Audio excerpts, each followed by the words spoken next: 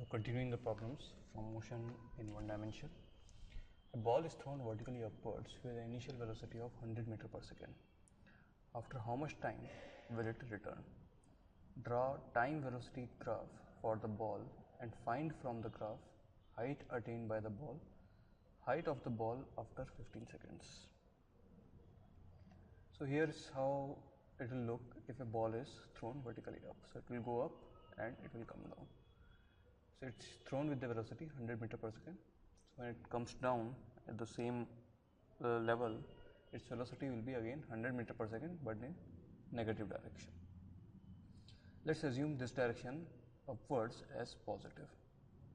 So for our equation of motion, u is plus 100, v is minus 100, s displacement is 0 because we are talking about this and this, and acceleration is minus 10.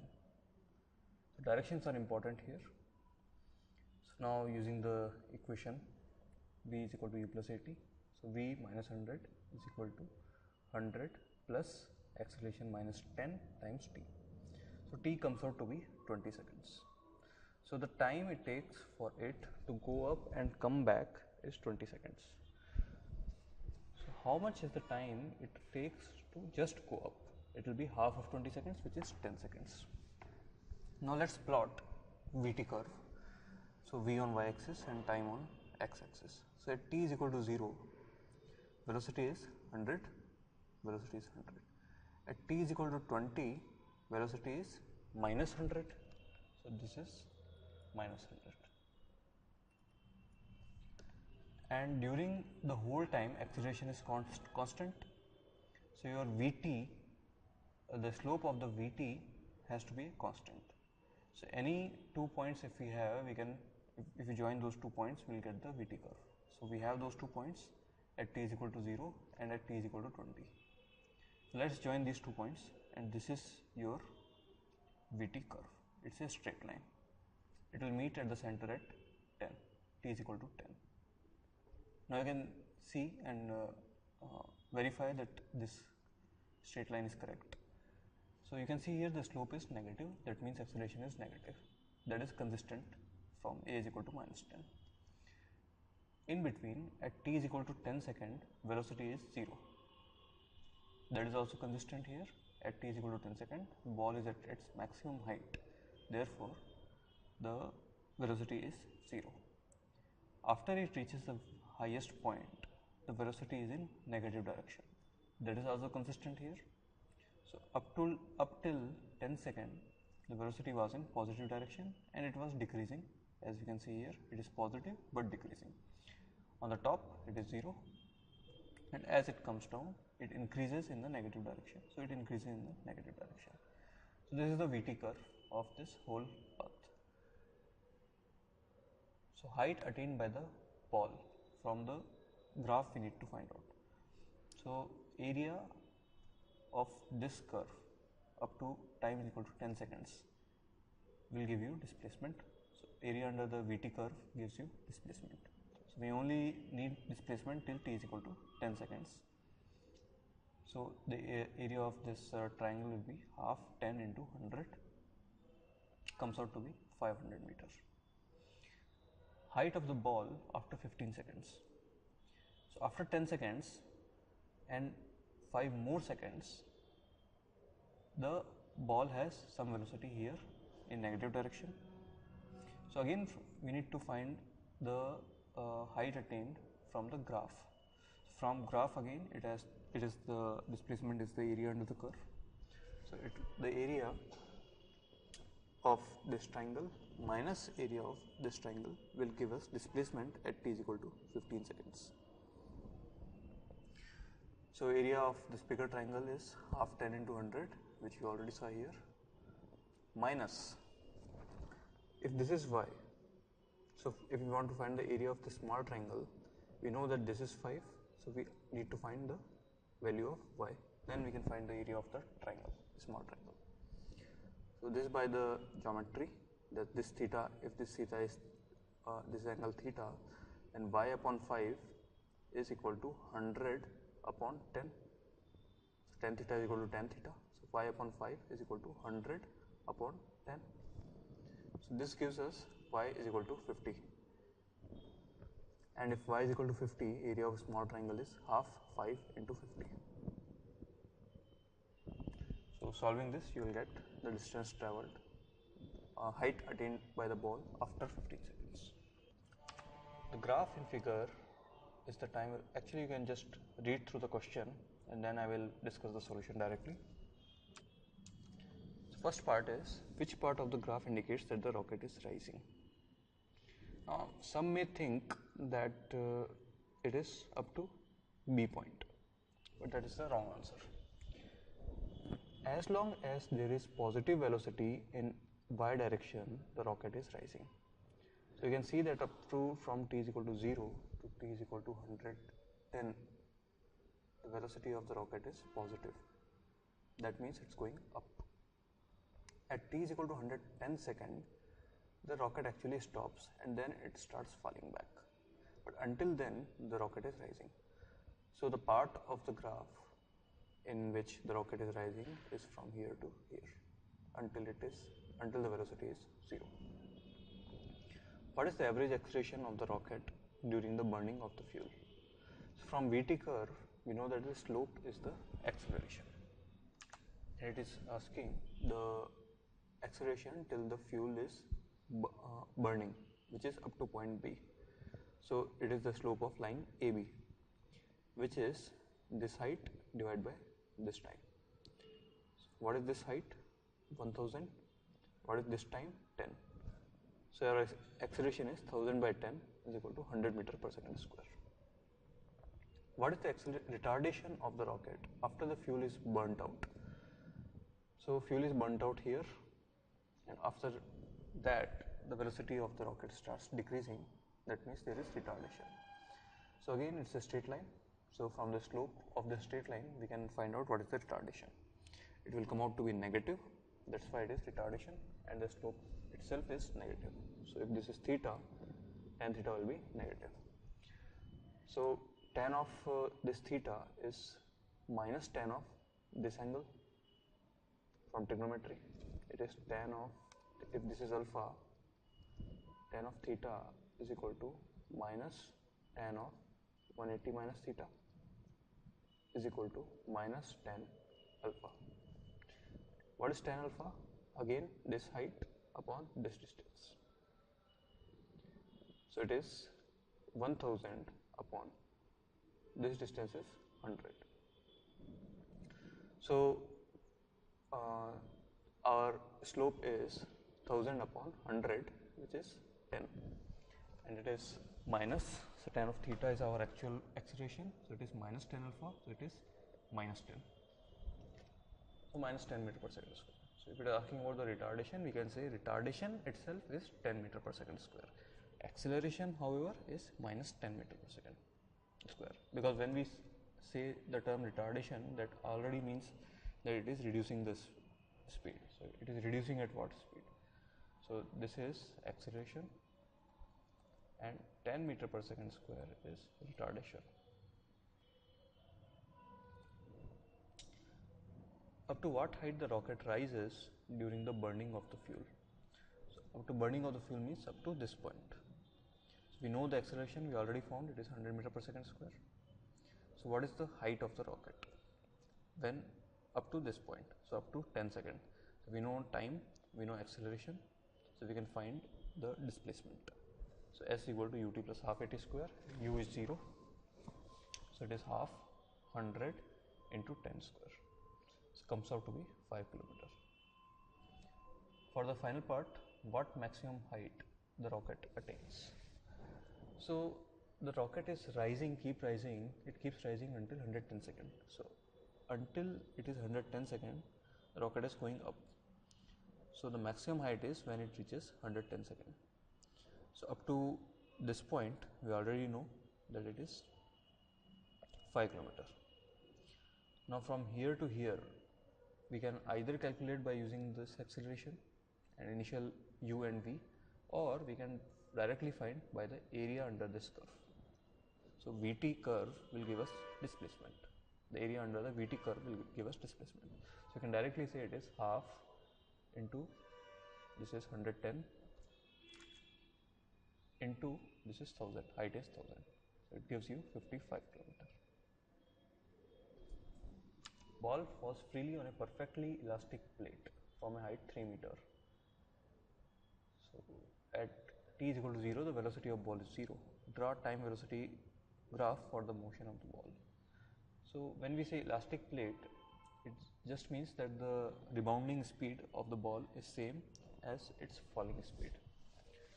So it's a ball which is just bouncing like this, and we are supposed to find the Vt. We are supposed to draw the Vt graph for the ball. So t is equal to 0, v is equal to 0. So just start the graph here. Then acceleration is constant.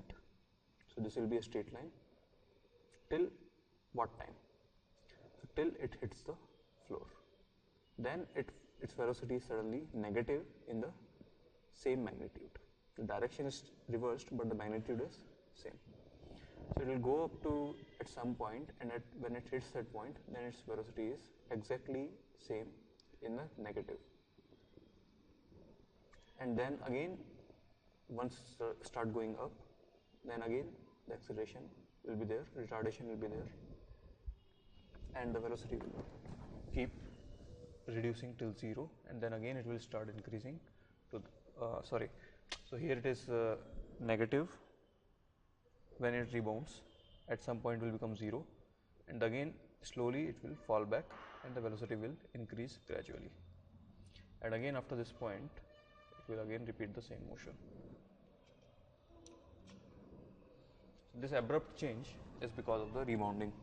So when the ball hits, it has some velocity, and the same velocity becomes negative after the rebound.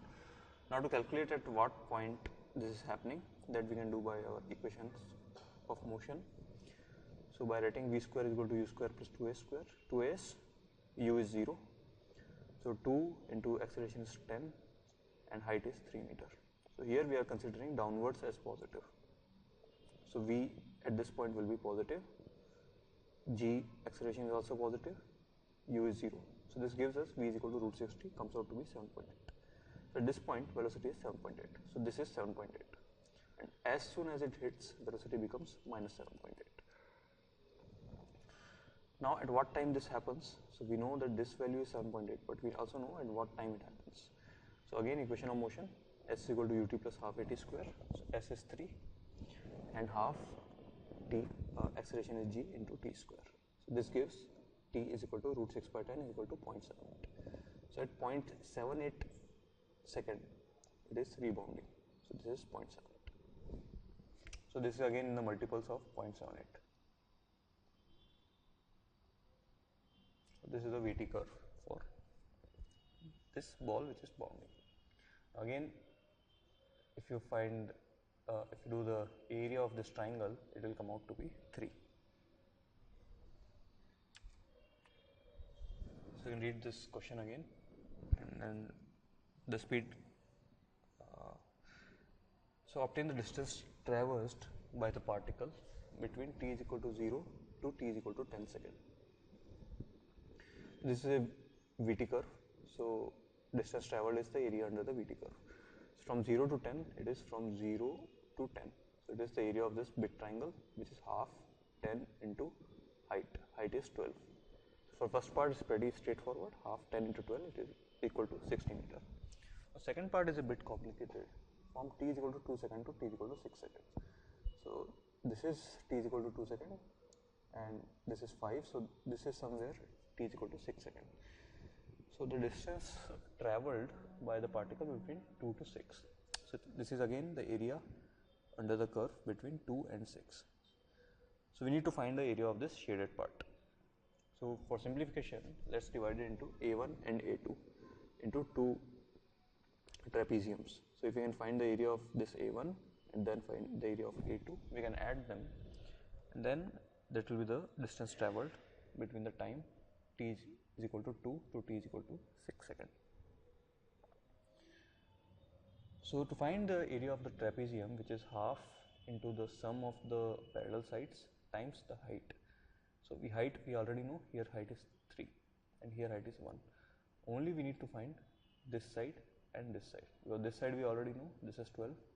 So if you know this side, we can find the area of this trapezium, and if you know this side, we can find the area of this trapezium. So let's assume this height is x and this height is y. Now again, by the similar triangles, we are talking about this triangle and this triangle. So the ratio of height is to the perpendicular is to the bottom is same for both the triangles. So we can say that x divided by 2 is equal to 12 divided by 5.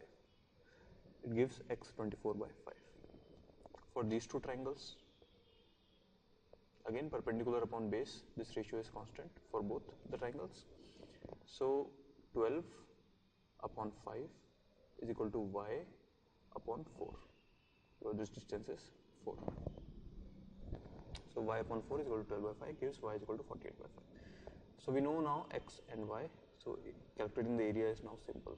So it is a1 plus a2 is equal to half 24 by 5 x plus 12 times height, which is 3, plus half 48 by 5, which is y, plus 12 times this distance, which is 1. So if you solve this, you will get the answer 36. So the distance, average speed of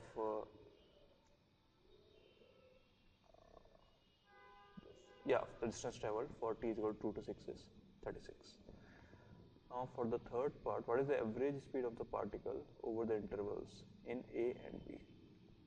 So for average speed, for the part A, average speed is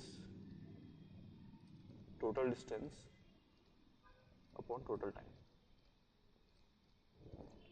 So for part A, it is total distance, it is 60 meter upon total time 10 seconds. It comes out to be 6 meter per second. For B part, distance is 36, upon time is from 2 to 6, that is 4 seconds. So it's equal to 9 meter per second.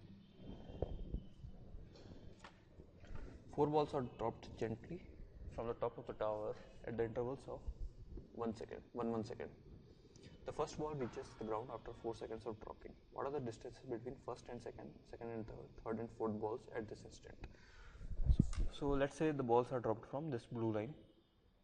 So after 1 second each, the next ball is dropped. So at t is equal to 4 seconds, this ball reaches the ground. And at that time, at t is equal to, the other 3 balls are also in the air. So let's say this is y1. The first ball is at the height y1 from the top. Second ball is at height y2. Third ball is at height y3, and fourth ball is at height y4. So we are supposed to find y2 minus y1, which is the distance between these two balls, y3 minus y2, and y4 minus y3. So to find the difference, let's just find y1, y2, y3, y4 first. So for y1 has been dropped just for 1 second, y2 has been dropped for 2 seconds, y3 3 seconds, and y4 4 seconds. So the displacements will be directly, we can write from equation of motion, s is equal to ut plus half at square, u is equal to 0. So half acceleration is 10 into t square. So in this case it is 1 square. So here we are considering this direction as positive. So g is also positive, and your displacement y1, y2, and all these are also positive. So this comes out to be 5, this is 20, this is 45, and this is 80. So the differences we can calculate now. So it will be 15, 25, and 35. A rocket which is sent to establish a satellite in its orbit acquires a velocity of 2.9 into 10 to the power 4 km per hour in 2.05 minutes. Determine the average acceleration in kilometer per hour second. So normally we see the acceleration in meter per second square or kilometer per hour square, but here we are supposed to find the acceleration in units of kilometer per hour second. So we'll see what it is. Then if it has enough fuel to go for an hour with the same acceleration, then how much velocity will it attain? Assuming that its initial velocity was 0. how much distance will it travel in this hour. So these are straightforward problems from our equation of motion, but only interesting thing here is the unit. So let us find out. So we are supposed to find the average acceleration in kilometer per hour second. So acceleration is change in velocity upon time taken. So it has given that change in velocity is this much because it increases from 0 to this value, and time is 2.05 minutes. So just divide them and we'll get the acceleration. So it will be 2.9 into 10 to the power 4 kilometer per hour. So let's just write down the units here itself. Divide by, now we already have hour in the base. We need second also in the base because we are supposed to find in hour second. So to find second in the base, what we'll do is this minutes, 2.05 minutes, we'll multiply it by 60 and write it as seconds. So now you can see that unit wise we have the acceleration in kilometer per hour second. So we solve this and we'll get 236 kilometer per hour second. For the second part, if it has enough fuel to go for an hour, how much velocity will it attain? So this is simple equation of motion. V is equal to u plus at. U is 0. Acceleration is 236 kilometer per hour second times 1 hour. So hour and hour gets cancelled. Our velocity comes out to be 236 kilometer per second. So in the equation itself, you can write the units. Whenever these kind of questions come where the units are different than what we normally use. So they are, for example, in the question itself, here it is minutes, but here it is hour. So it's better to write in the equation the units, and you can convert the units anyway as you like. Like here we converted 2.05 minutes into 60 seconds. And then you can cancel out the units and do whatever you want with them. So here we cancel the hour and it gives us 236 kilometer per second. Quite high value. So for third part, how much distance will it travel in this hour? So again, equation of motion, ut plus half at square. U is 0 and half acceleration is, we got from here 236 kilometer per hour second times t square. So t is 1 hour. So 1 hour, instead of writing 1 hour into 1 hour, we wrote 1 hour into 3600 second. So hour and second both will get cancelled out. So this is a very important step here. We could have written, when we are writing t square, one t we are writing as 1 hour and another t we are writing as 3600 seconds. So as long as we are writing the units along, there is no problem in conversion. You can convert any unit into anything else. You can write it in minutes, hours, as long as you are writing the unit correctly. So hour and second both get cancelled out. So we wanted them hour and second to be cancelled out. That's why we wrote one in hour and one in seconds. So solving this, you will get it as 4.24 into 10 to the power 5 kilometer. So only kilometer is left here. So that will be your answer. A sprinter has to cover a distance of 100 meter. She increases her speed from rest under a uniform acceleration of 1 meter per second square up to 3/4 of the total run and covers the last quarter with uniform speed. Find the time she takes to cover the first half and to cover the second half of the run. So let us draw it here. This is she is traveling from A to C, which is 100 meters. So in the center it is 50 meters. A to B, which is 75 meters, she is traveling with a constant acceleration of 1 meter per second square. After B onwards, it is constant velocity. Whatever velocity she arrived at here, with the same velocity she is traveling from B to C. So we are asked how much time she takes to cover first half, which is up to 50 meters, and second half from 50 meter to 100 meter. It's a bit tricky question. If it were the time taken from A to B and B to C, we could have find it quite easily, but here they are splitting it in between. So first half is still pretty straightforward. So distance traveled S is 50, acceleration is 1. So with these two, we can find out the time. So we can say S equal to ut plus half at square, starting with 0, so u is 0. So 50 is equal to 0 plus half into acceleration is 1 into t1 square. So let's say it takes time t1 to travel the first half, that is 50 meters. So this gives t1 is equal to 10 seconds. That is the answer of the first part. The second half, so this is a bit tricky. So how we can approach this is, we can find the total time the sprinter takes, and then we can subtract t1 from it.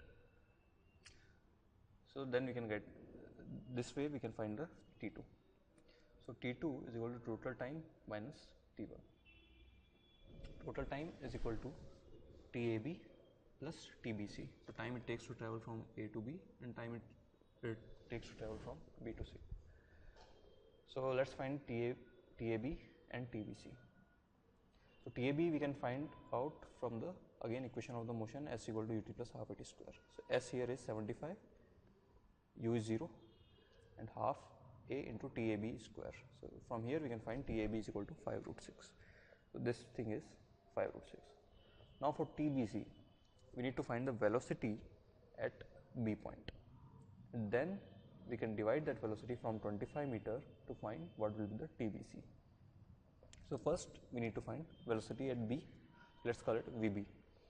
So equation of motion for the from A to B, VB is equal to u plus AT. A is 1, T we already calculated 5 root 6. So it gives VB is equal to 5 root 6. So now VB is equal to 5 root 6. So time taken from traveling from B to C, it is 25 upon 5 root 6. So comes out to be 5 upon root 6. So TBC is 5 upon root 6. So total time you will so this is the total time which we got, which is 5 root 6 plus 5 by root 6. So solving this you will get it is 35 upon root 6. So we need to find T2, so which is total time minus T1. So 35 by root 6 minus T1, which is 10, comes out to be 4.2 seconds. So you can see that naturally the time taken to travel the first half is much more than time taken to travel the second half, because now it's her velocity is much more than it was in the first half. A player throws a ball upwards with an initial speed of 29.4. What is the direction of acceleration during the upward motion of the ball? Now, acceleration, whenever you are throwing something up or down, it doesn't matter. It's always gravity and it is in the direction of downwards. So it is G and it is down. What are the velocity and acceleration of the ball at the highest point of the motion? Acceleration again at the highest point will still be G downwards. Velocity however will be 0 because it is at the highest point. So its velocity is 0 and acceleration is again G downwards.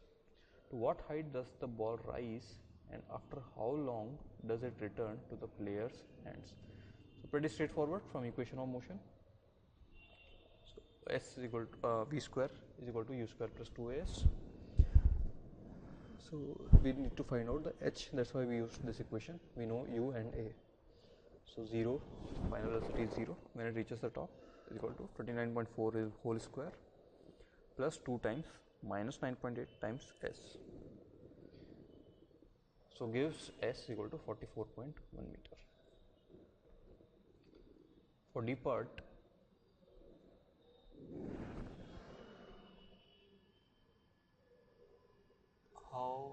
how long and after how long does it return to the player's hand? So it goes and comes back. That means displacement is 0. Displacement is 0. So is equal to ut plus half at square. 1t and 1t will get cancelled out. So it gives you 0 is equal to 29.4. So again here we are taking this direction as positive.